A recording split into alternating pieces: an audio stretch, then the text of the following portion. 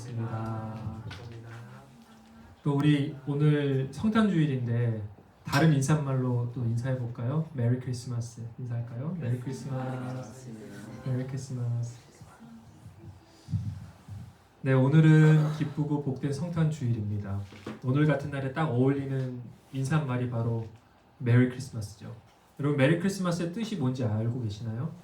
혹시 알고 인사말 하셨나요? 네. 메리는 기쁘고 행복하다라는 뜻을 가졌어요. 기쁨이라는 말입니다. 그리고 크리스마스라는 것은요 라틴어에서 유래된 건데 크라이스트, 그러니까 예수, 그리고 마스는 그 모임이나 예배를 뜻하는 미사라고 하기도 하죠. 예배나 모임을 뜻하는 단어예요. 그러면 이거를 직역하면 어떻게 되나요? 우리 함께 모여서 기쁘게 하나님을, 예수님을 예배하자, 예수님을 예배하자, 뭐 이런 의미 아니겠습니까? 서로에게 한 이 메리 크리스마스라는 단어가 인사말이 우리 함께 기쁘게 예배하자, 모이자, 함께 모여서 주님, 예수님을 찬양하자 이런 의미를 가지고 있는데 사실은 이 인사말을 하는 많은 사람들이 과연 이 의미를 알고 하는 걸까라는 생각을 하게 됩니다. 그런 것 같진 않아요, 그렇죠? 우리 메리 크리스마스라고 많이 말하지만 우리 함께 모여서 예배해요, 예수님을 예배해요라고 그런 의미로 말하지는 않는다는 말이에요. 너무나 안타깝죠. 하나님께서 세상을 너무나 사랑하셔서 그분의 아들을 이 땅에 보내주셨습니다. 그리고 이를 믿는 자마다 멸망하지 않고 영생을 얻게 하셨다라는 요한복음 3장 16절의 그 말씀처럼 예수님께서 이 땅에 오심은 우리에게 가장 큰 선물이라는 거예요. 너무나도 큰 선물이고 기쁨이라는 겁니다. 그리고 이 메리 크리스마스라는 이 인사말 안에 예수님을 향한 감사, 소망, 기쁨이 반드시 담겨져야 된다는 거예요. 아직 여러분 기회가 있습니다. 25일 날 누군가와 메리 크리스마스라고 인사할 때 여러분이 알려주세요. 이게 원래는 함께 우리 예배하는 거야. 함께 모여서 예수님을 기뻐하자라는 말이야 라고 얘기해주면은 그 메리 크리스마스라는 그 인사말이 조금 더 우리에게 깊은 뜻으로 참된 의미로 다가오지 않을까 생각이 듭니다. 사랑하는 여러분, 우리는 그 마음으로 그 의미를 가지고 이 자리에 모여 있습니다. 함께 모여서 예수님의 탄생을 기뻐하고 있고 함께 주님을 예배하고 있습니다. 여러분, 성탄절에 가장 주목받아야 할 분이 누구십니까? 예수님이시죠. 성탄절에 누구를 예배해야 됩니까? 예수님입니다. 그런데 이 성탄절의 의미는 세상 사람들이 많이 퇴색시킨 것 같아요.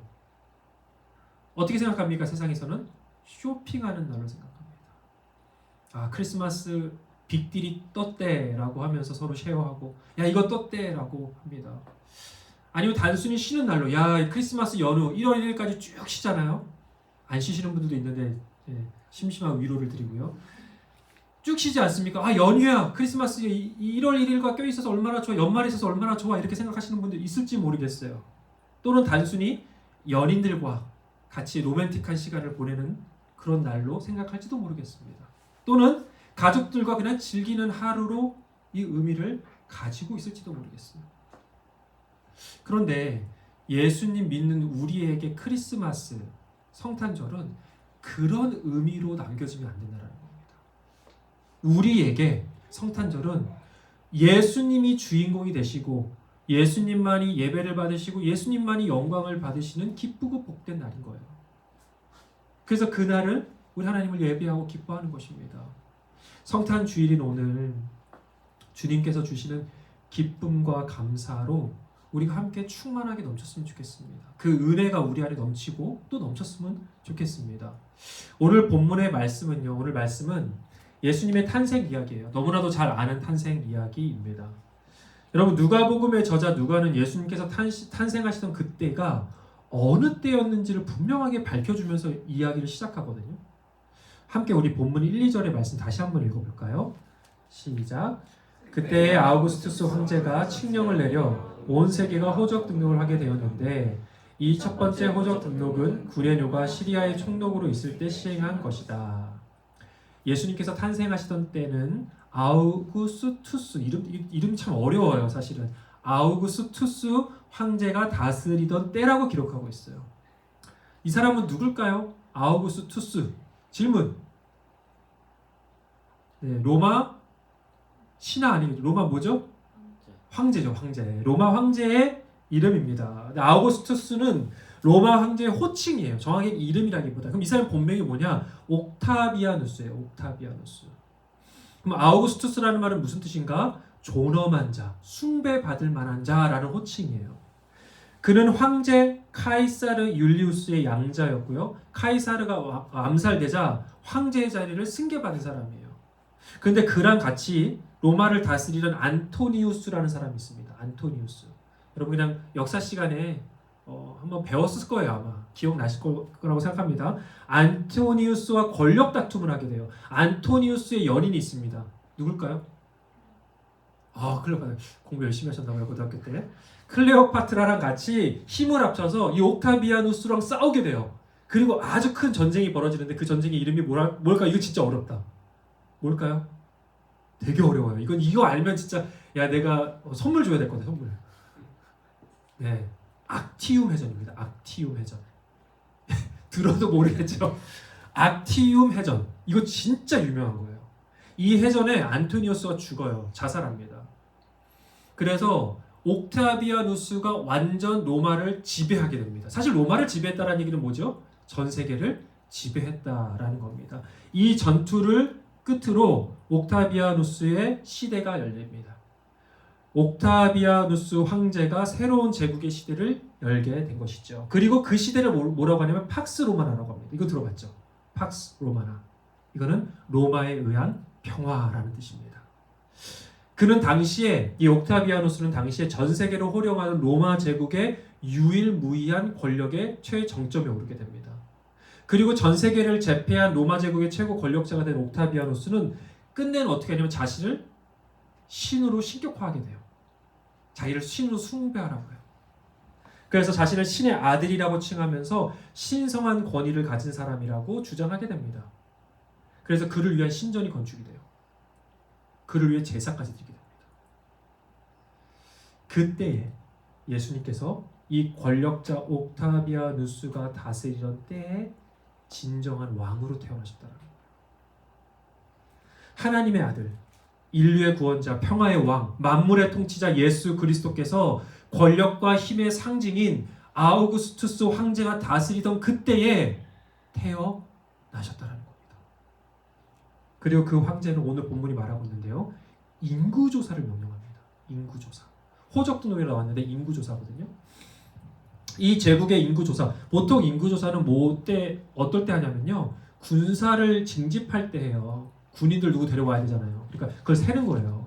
또는 뭐가 있냐면 세금 목적으로. 세금을 걷어들이기 위해서. 그렇게 하는데 그러나 사실 인구조사가 가지는 또 다른 의미가 있습니다. 그건 뭐냐면 권력에 대한 크기를 확인하는 거예요. 권력에 대한 크기. 여러분 성경 사무엘하 24장하고 역대상 21장을 보면요. 이스라엘의 왕인 다윗이 인구조사를 하는 장면이 나와요. 그런데 하나님께서는 이에 대해서 굉장히 진노하십니다. 왜 진노하셨을까요? 인구조사하는데? 왜냐하면 그가 자신의 권력과 힘을 확인하고 싶은 욕망과 교만에서 나온 행동이었기 때문이에요. 결국 하나님은 다윗을 징벌하세요. 교만이 심판을 낳은 것입니다. 여러분, 하나님은 교만한 자를 미워하신다고 성경에서는 줄곧 말씀하세요. 교만한 자를 미워하신다. 잠언 16장 5절의 말씀 함께 읽어볼까요? 자, 시작. 주님께서는 마음이 거만한 모든 사람을 역겨워하시니 그들은 틀림없이 벌을 받을 것이다. 하나님은 마음이 교만하고 거만한 자를 역겨워하신대요. 반드시 그들은 하나님의 벌을 받을 것이다 라고 증거하고 있습니다.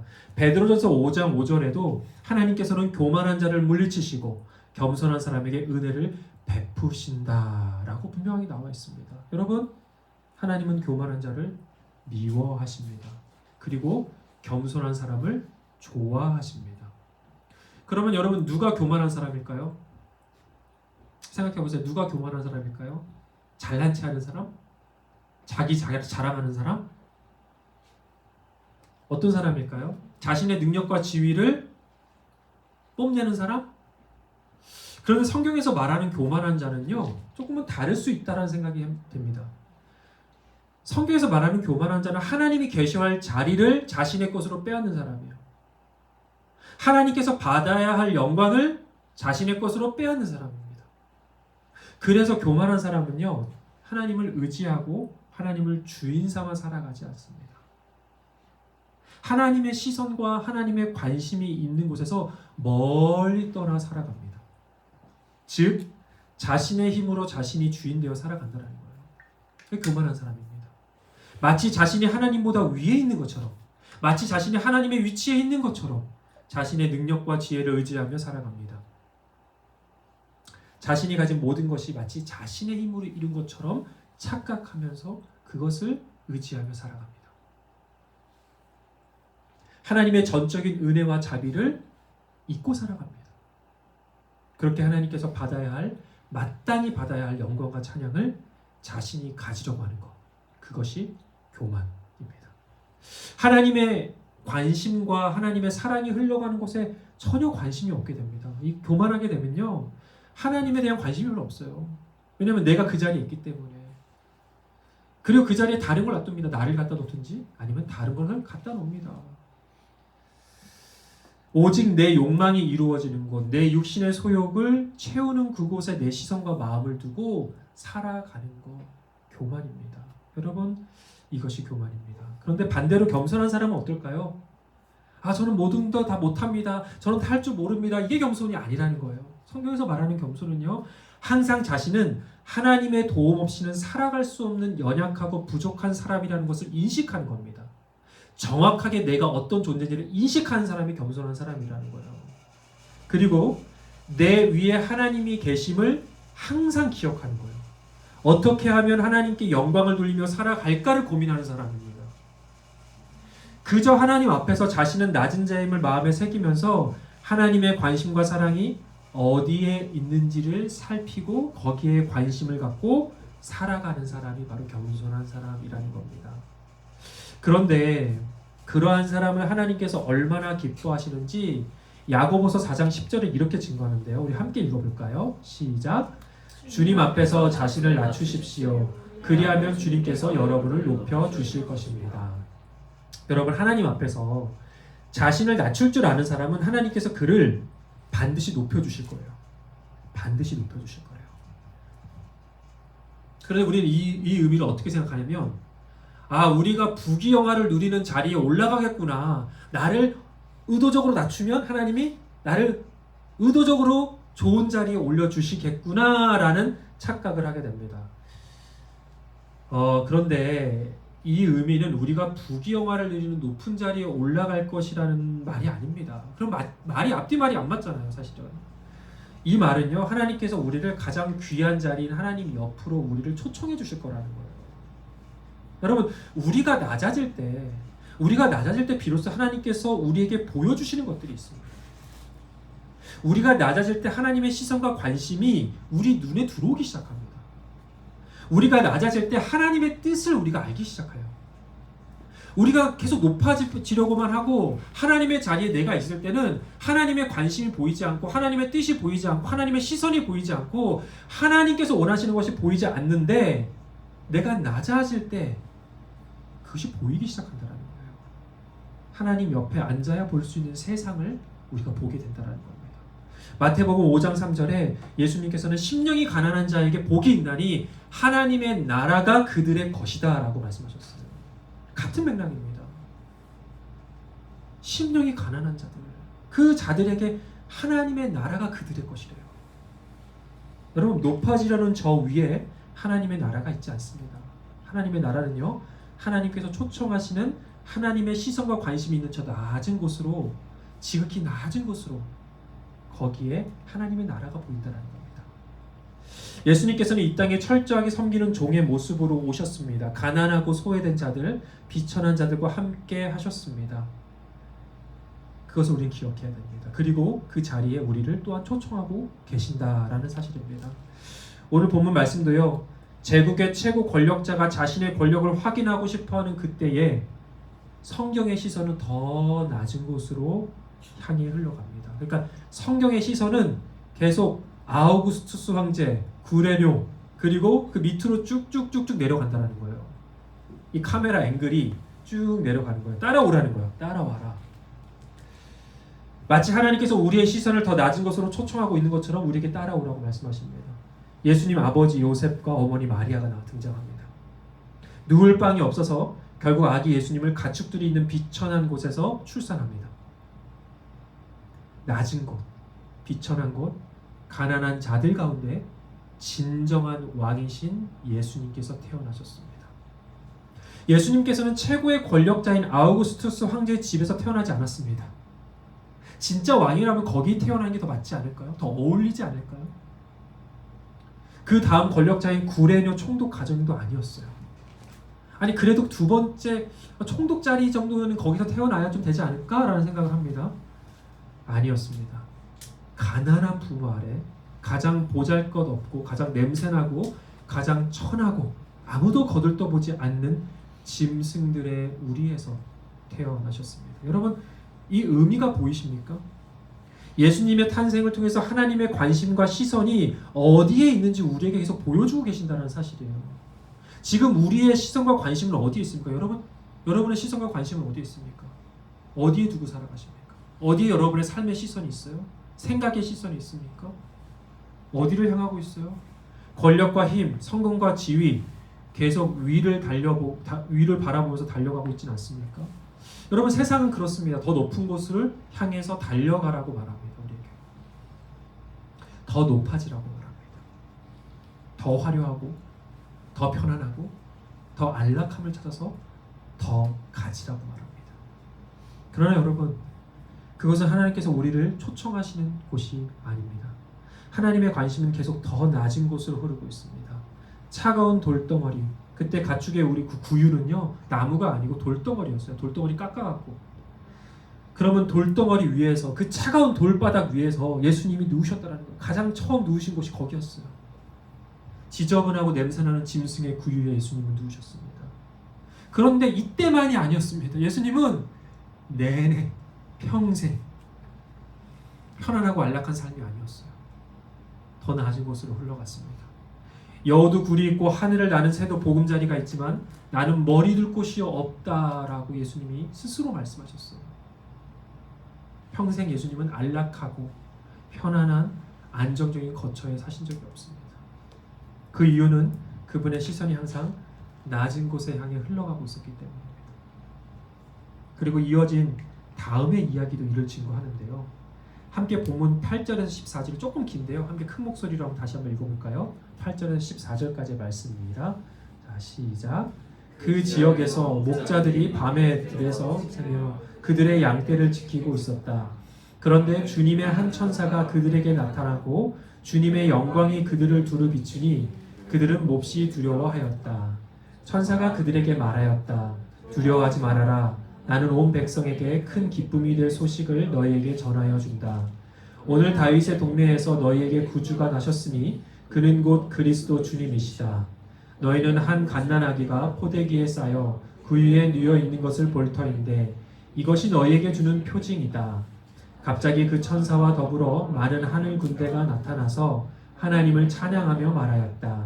더없이 높은 곳에서는 하나님께 영광이요 땅에서는 주님께서 좋아하시는 사람들에게 평화로다. 아멘. 하나님께서는 천사를 들에 있는 목자들에게 보내셔서 예수님의 탄생을 알리셨습니다. 하나님께서는 천사를 아우구스투스 황제에게 보내시지 않으셨어요. 구레뇨 총독에게 보내시지 않았습니다. 종교 지도자들도 아니었습니다. 누구였어요? 한밤에 양을 치고 있던 목자들에게 기쁜 소식을 가장 먼저 알리셨습니다. 여러분 당시 목자들은 어떤 존재였냐면요. 정말 천대받고 멸시받는 존재였어요. 여러분 당시 목자들은 사회에서 가장 무시받는 자리였습니다. 그런 사람들이었어요. 당시에 작성된 문서에는 세상에서 목자들의 직업보다 무시받는 직업은 없다라고 아예 기록되어 있는 문서들도 있어요. 그러한 자들에게 하나님께서는 천사를 보내 평화의 왕, 세상의 구원자, 하나님의 아들, 진정한 왕이 나셨다라고 이 기쁜 소식을 가장 먼저 전했다는 겁니다. 여러분, 예수님의 탄생 이야기는 계속 우리에게 하나님의 시선이, 하나님의 관심이 어디에 있는지 우리에게 계속 얘기해주고 있는 거예요. 계속. 우리에게 더 낮은 곳을 향하여, 더 낮은 곳으로 그분의 시선을 따라오라고 말하고 있습니다. 그러나 우리는 어떻습니까, 여러분? 끊임없이 위만 바라보고 달려갑니다. 성경이 가리키는 방향이 아니라 하나님의 시선이 닿는 곳이 아니라 더 큰 성공을 향해서 달려갑니다. 더 큰 권력을 향해 달려갑니다. 더 높은 곳을 향해 달려가고 더 편하고 더 안락하고 더 화려하고 더 있어 보이는 곳을 향해 달려갑니다. 그곳에 가면 천국이 있겠지라고 생각하여 더 소유하고 더 애쓰고 더 수고합니다. 그렇게 온통 우리의 관심과 시선은 고정되어 있습니다. 여러분, 하나님의 시선과 관심이 있는 곳에 우리의 시선과 우리의 관심이 있기를 주님의 이름으로 축복합니다. 예수님의 탄생을 기뻐하고 감사하는 이 성탄 주일에 우리는 높아지려는 마음을 내려놓아야 합니다. 더 낮은 곳으로 우리 마음이 향해야 합니다. 여러분, 우리의 진정한 왕, 진정한 주인이신 예수 그리스도가 이 땅에 오셨잖아요. 그렇죠? 근데 왜 우리가 자꾸 세상을 주인 삼아, 우리를 주인 삼아 살아갑니까? 그래서 자꾸 우리의 소욕을 채우려고만 합니까? 여러분, 예수님이 우리의 주인 되십니다. 우리가 더 낮은 곳으로 향해 우리의 마음이 흘러가야 합니다. 여러분, 요즘 우리 조국인 한국이 참 큰 혼란 가운데 있잖아요. 저는 이제 이 뉴스를 네이버 뉴스를 보는데 보면은 그냥 마음이 심란해요. 너무 심란합니다. 이 45년 만에 비상계엄이 발동되었고 국회에서는 대통령 탄핵안이 통과되었어요. 정치인들은 서로 각자가 내가 정말 나라를 위한 사람이야 라고 주장하고 있고 내 정당이 나라를 위한 정당이야 라고 주장하고 있습니다. 근데 결국은요, 제가 보기에는 뭐 다른 사람은 어떻게 볼지 모르지만 제가 보기에는 결국 자신의 이익과 진영 논리에서 그렇게 벗어나지 못하는 경우가 대부분인 것 같아요. 저는 정말 정치인들의 시선과 관심이 국민의 가장 낮은 곳으로 흐르고 있는 건가? 그 낮은 곳을 향해서 그들의 마음이 있는가? 그 권력이 사용되고 있는가? 저는 의문이 들 때가 너무 많습니다. 여러분, 우리가 살아가는 미국도 마찬가지예요. 이제 곧 있으면 새로운 대통령의 취임을 앞두고 있습니다. 세계에서 가장 강대국이라고 말하는 이 미국의 최고 권력자가 정말 낮은 곳에 대한 관심이 있을까? 정말 이 땅에 천대받고 멸시받고 그리고 소외되고 가난한 자들에게 정말 그들의 마음이 있는 건가? 시선이 있는 건가? 관심이 있는가? 저는 의문이 들 때가 있습니다. 세상의 모든 권력자들의 시선이 가난하고 소외되고 아파하는 자들에게 흘러가기를 주님의 이름으로 축복합니다. 하나님의 공의와 사랑이 한국과 미국 나아가 전 세계에 임하기를, 정말 임하기를 기도합니다. 그리고 그 어느 곳보다 여러분, 교회가 그 일에 앞장서기를 주님의 이름으로 기도합니다. 예수님을 구주로 믿는 자들이 그 일에 앞장서서 정말 낮은 곳을 향하여서 시선과 관심이 흘러갈 수 있도록 우리가 함께 힘을 합쳐야 한다고 믿습니다. 하나님의 시선과 관심이 있는 곳에 우리 교회가, 우리 성도들이, 우리 예수 믿는 자들이 가장 앞장서서 말할 수 있는 그런 하나님의 자녀들 되기를 축복합니다. 사랑하는 여러분, 어느새 2024년 얼마 남지 않았습니다. 어저께 새해를 맞이한 것 같은데 시간이 왜 이렇게 빠른지 이상한 것 같아요. 시간은 같은 속도로 흐르는 것 같지 않습니다. 처음부터가 끝은 되게 빨리 지나가는 것 같아요. 그렇죠? 2024년이 이제 얼마 남지 않았는데 이제 새해를 맞이하면서 여러분은 어떤 소망을 가지고 계세요? 어떤 계획을 가지고 계십니까? 분명 여러분의 소망과 기대와 목표가 있을 것 같아요. 그런데 그저 높은 곳을 향해 달려가는 나의 새해가 아니었으면 좋겠습니다. 그저 저 높은 자리를 향해 내가 내 시간과 내 목표가, 내 관심이 다 거기에 있지 않았으면 좋겠습니다. 여러분, 주님의 시선과 관심이 있는 곳에 여러분의 새해의 소망과 기대가 있기를 바랍니다. 그저 여러분의 성공을 향한 성취와 기쁨을 위한 목표 아니었으면 좋겠습니다. 더 나아진 곳을 향한 하나님의 마음이 나눔과 헌신과 사랑으로 여러분의 목표가 표현되고 나타났으면 좋겠습니다. 우리를 초대하시는 더 나아진 곳으로 향하여 하나님께서 우리 모두를 높이시는 그 은혜가 우리 모두에게 함께하기를 주님의 이름으로 축복합니다. 둘째로 여러분, 예수님께서는 이 땅에 오셔서 우리를 두려움이 아니라 기쁨과 평강으로 초대해 주셨습니다. 그러니까 두려움이 아니라 우리를 기쁨과 평안으로 초대해 주셨다는 거예요. 오늘 본문 말씀을 보면 천사들이 목자들에게 찾아와 이렇게 말하는데요. 우리 함께 본문 10절과 11절 말씀 다시 읽어볼까요? 시작. 천사가 그들에게 말하였다.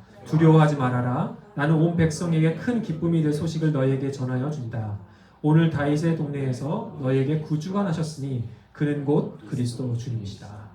천사들이 목자들에게 전한 소식은 기쁨의 소식이었습니다. 두려움의 소식이 아니었습니다. 두려워하지 말라. 이건 기쁜 소식이야. 이건 정말 기쁜 소식이야. 평화의 왕이 이 땅에 나셨다라는 겁니다. 여러분, 제국의 황제는요, 권력의 힘으로 사람을 두렵게 합니다. 그걸로 사람들을 통치하고 다스립니다. 그런데 예수님 다르다라는 거예요.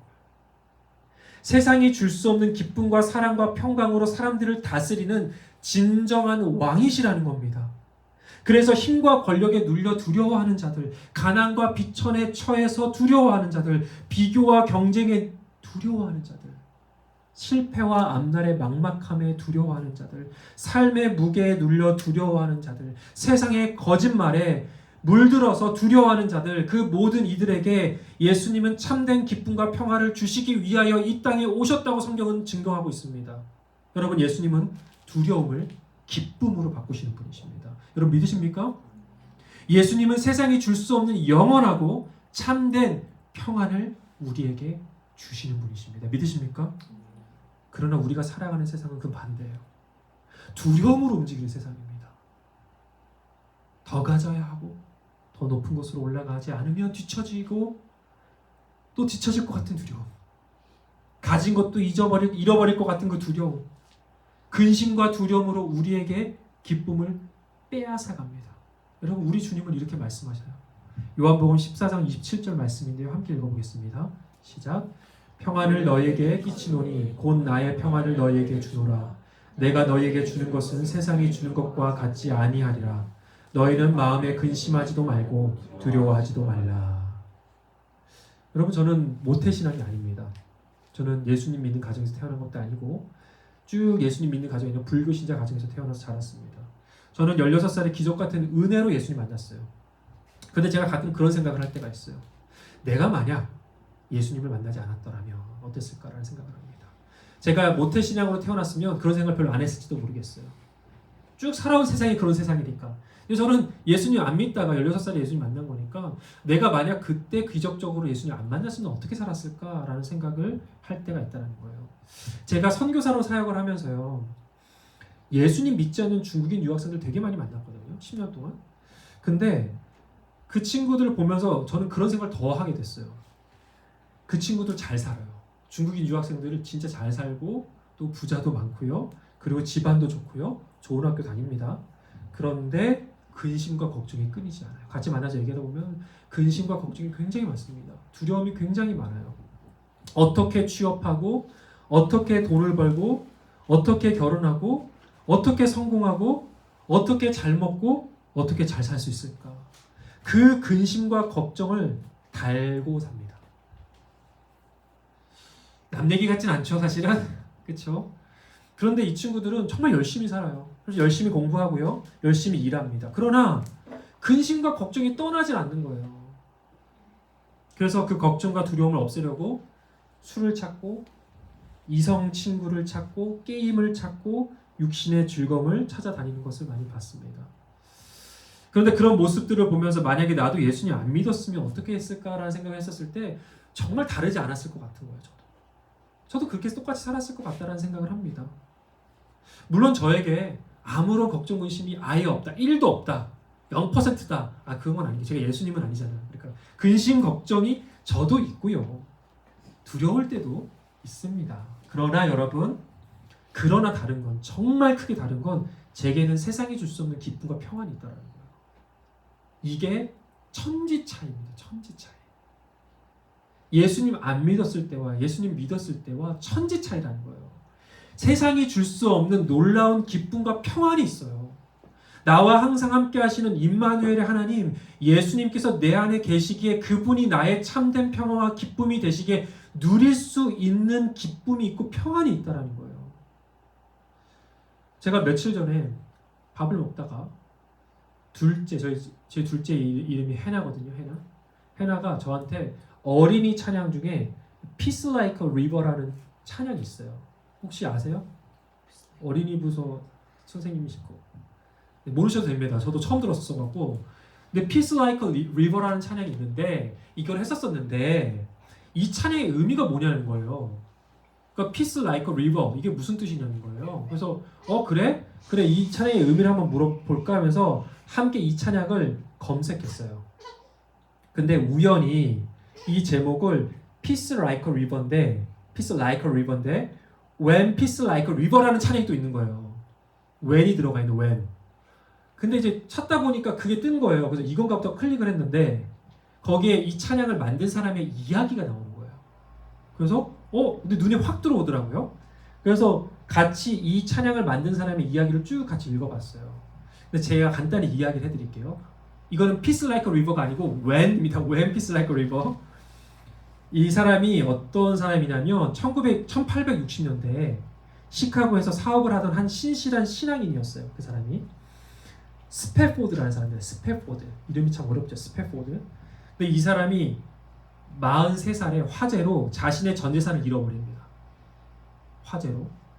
그리고 이어서 이게 진짜 충격적인데 여객선 사고로 자신의 4딸이 차가운 바다에서 잃어버립니다.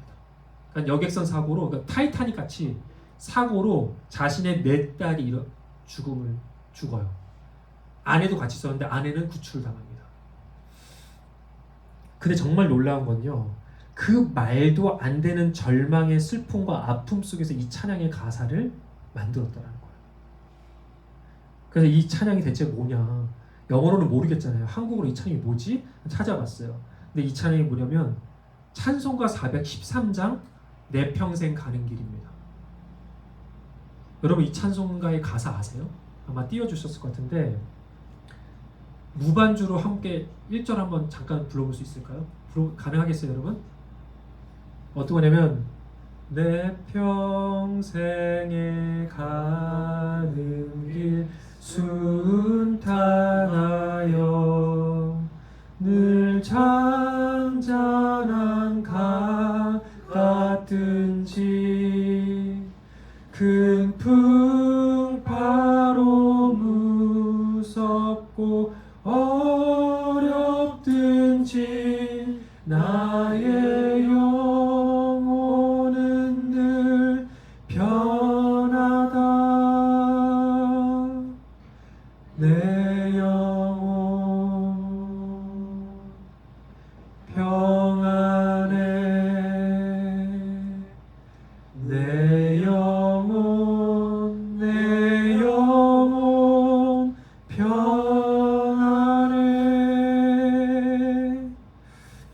여러분 대체 제정신이 아니고 어떻게 이런 상황 속에서 이런 찬양의 가사를 쓸 수 있을까요?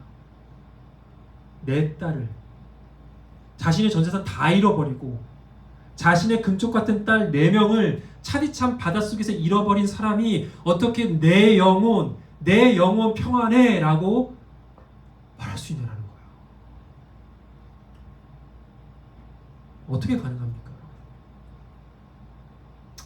예수님 때문입니다. 오직 평화의 왕 예수님 때문이에요.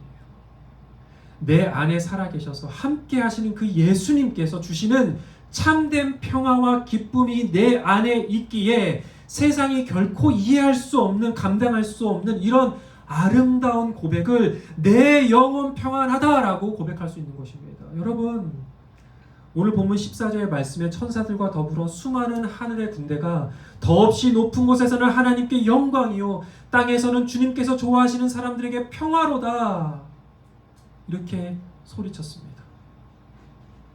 사랑하는 여러분, 예수님을 믿는 사람에게는 세상이 줄 수 없는 평안과 기쁨이 있습니다. 우리가 그 특권을 가진 사람들입니다. 그래서 비록 우리가 발딛고 살아가는 이 세상은요 두려움과 힘의 논리로 다스리는 세상이지만 우리는 예수님의 평안과 기쁨으로 다스리는 하나님의 나라를 살아가는 사람들이라는 겁니다.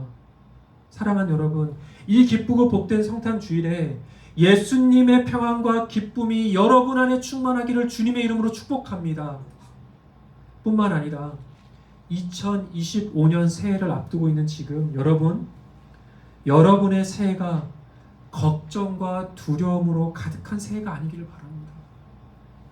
예수 믿는데 평화의 왕 여기 오셨는데 그 평화의 왕이 나의 참된 왕이신데 왜 두려워하고 왜 걱정하고 왜 근심합니까? 여러분, 예수님의 평안과 기쁨으로 가득한 소망이 있는, 기쁨이 있는, 예수님과 동행하는 2025년 새해가 되시기를 주님의 이름으로 축복합니다. 우리 함께 기도하겠습니다. 우리 함께